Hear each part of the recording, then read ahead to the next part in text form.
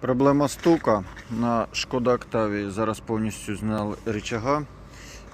З переднім сайлентблоком все добре, а з заднім ось вся проблема стука.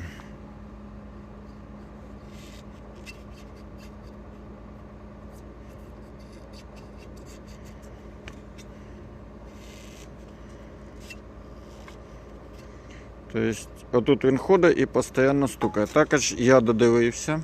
Зараз зніму.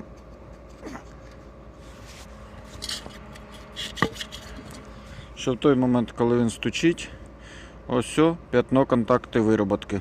Тобто він стукав і ось з цієї сторони. І це були характерні удари. Тобто він мало того, що прокручується, так він ще й між собою трішки в нього вже є тріщинки.